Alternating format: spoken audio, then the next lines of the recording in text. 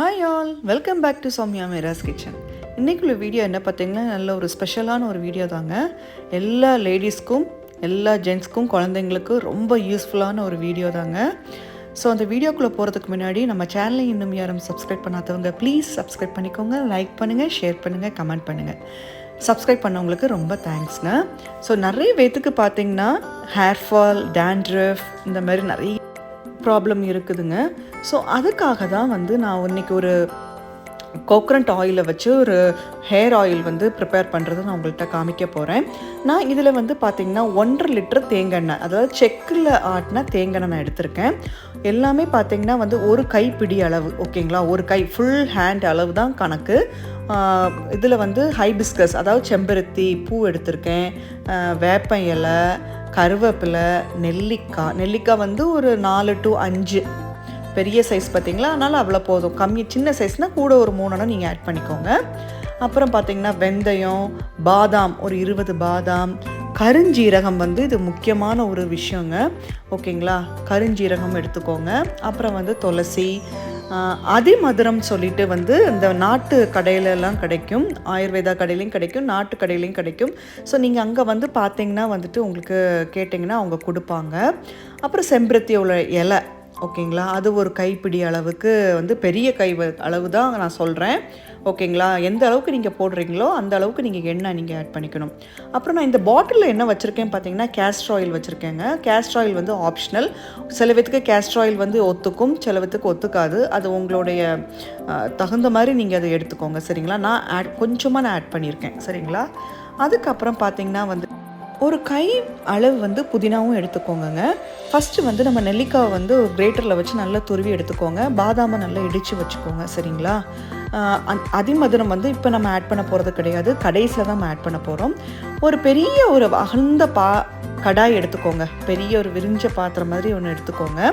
First சிம்மரில் வச்சு ஒவ்வொரு இன்க்ரீடியன்ட்ஸாக நீங்கள் போட்டுக்கோங்க. அதாவது துளசி இலை, புதினா இலை, கருவேப்பிலை, வேப்ப இலை, அப்புறம் பார்த்திங்கன்னா செம்பருத்தி இலை, பூவு, புதினா, அப்புறம் நம்ம எடுத்து வச்சுருக்க வெந்தயம், கருஞ்சீரகம், பாதாம், நெல்லிக்காய், இது எல்லாமே போட்டுக்கோங்க. உங்களுக்கு பன்னீர் ரோஸ் கிடச்சுன்னா வாங்கி இதில் சேர்த்துக்கோங்க, ரொம்ப நல்லது பன்னீர் ரோஸு. அன்றைக்கி எனக்கு கிடைக்கலனால அதனால் சேர்க்கல, ஓகேங்களா? பாக்கி எல்லா இன்க்ரீடியன்ஸும் நான் சேர்த்துருக்கேன். இது பார்த்திங்கன்னா 3 months ஒன்ஸ் இந்த ஆயில் நான் ப்ரிப்பேர் பண்ணுவேங்க. ரொம்ப வருஷமாக நாங்கள் இந்த ஆயில் தான் யூஸ் பண்ணிகிட்ருக்கோம். நான் சின்ன குழந்தையாக இருக்கும்போதே எங்கள் அம்மா இந்த மாதிரி தான் ப்ரிப்பேர் பண்ணுவாங்க. இதில் நீங்கள் சின்ன வெங்காயம் ஆட் பண்ண வேண்டாம். சின்ன வெங்காயம் நீங்கள் எப்போ ஆட் பண்ணணும் பார்த்திங்கன்னா, இந்த மாதிரி நம்ம காய்ச்சி வைக்கிறோம் பார்த்திங்களா, அந்த ஆயில் நீங்கள் எடுத்துக்கோங்க. கொஞ்சமாக எடுத்து அதில் கொஞ்சமாக சின்ன வெங்காயம் போட்டு ஒரு 2-3 பீஸ் சின்ன வெங்காயம் குட்டி குட்டியாக கட் பண்ணி போட்டு அதை கொஞ்சம் நல்லா ஹீட் பண்ணி அதுக்கப்புறம் நீங்கள் தலையில் நல்ல ஸ்கேல்பில் நல்லா தேய்ச்சிக்கோங்க. வாரத்துக்கு 2 வாட்டி நீங்கள் இந்த மாதிரி தேய்ச்சி குளிச்சிங்கன்னா முடி கொட்டுறது கம்மியாகும், டேண்ட்ரஃப் ரொம்பவே கம்மியாகுங்க. என்னுடைய எக்ஸ்பீரியன்ஸில் நான் சொல்கிறேன். ஜென்ரலாக தெரியும், என்னுடைய ஹேரை பார்த்தாலே உங்களுக்கு தெரியும். ஸோ இந்த ஆயில் தான் நான் தேய்ச்சிட்ருக்கேன், ஓகேங்களா?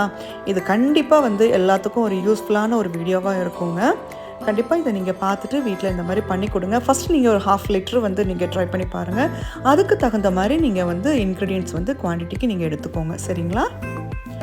ஸோ இது ஓரளவுக்கு ஃப்ரை ஆனதுக்கப்புறம் பார்த்திங்கன்னா நம்ம எடுத்திருக்க கோகனட் ஆயில், செக்கில் ஆட்டின தேங்காய் எண்ணெய் நீங்கள் சேர்த்துக்கோங்க. நான் இதில் 1.5 லிட்டர் நான் சேர்த்துருக்கேன், சரிங்களா?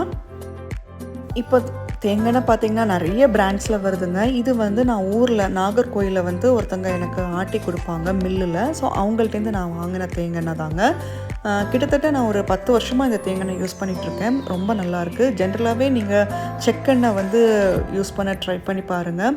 நல்லெண்ணெயாக இருக்கட்டும், கடலெண்ணெயாக இருக்கட்டும், தேங்காய்யாக இருக்கட்டும், சரிங்களா? ரொம்ப நல்லது. ஹேர் ஃபால், அப்புறம் இச்சிங், அரிப்பு, பொடுகு தொல்லை, அதுக்கப்புறம் இந்த பூச்சி பெயின் தொல்லை, இதெல்லாமே உங்களுக்கு கம்மியாயிடுங்க. அதுக்கப்புறம் பார்த்திங்கன்னா ஹேர் க்ரோத் நல்லாவே இருக்கும், ஓகேங்களா? ஸோ கண்டிப்பாக நீங்கள் இதை ட்ரை பண்ணி பார்த்துட்டு எனக்கு கமெண்ட் பாக்ஸில் சொல்லுங்கள். இது ஒவ்வொரு ஸ்டெப் பை ஸ்டெப்பாக உங்களுக்கு காமிச்சிருக்கேன் பாருங்கள். இது ஃபஸ்ட் ஸ்டெப்பு. ஆக்சுவலி இது பார்த்திங்கன்னா செகண்ட் ஸ்டெப்பு. கொஞ்சம் நிறம் மாறி வருது பார்த்திங்களா, ஓரளவுக்கு பொரிஞ்சு அந்த பூவோட தன்மையெல்லாம் மாறுது பாருங்கள். ஸோ இது எல்லாமே இயற்கையான பொருட்கள் தான் நம்ம சேர்த்துருக்கோம். பாருங்கள், இது வந்து 3rd ஸ்டெப்பு. இன்னும் ஒரு ஸ்டெப்பு வருங்க. அது வந்து இன்னுமே டார்க் கலரில் உங்களுக்கு தெரியும்.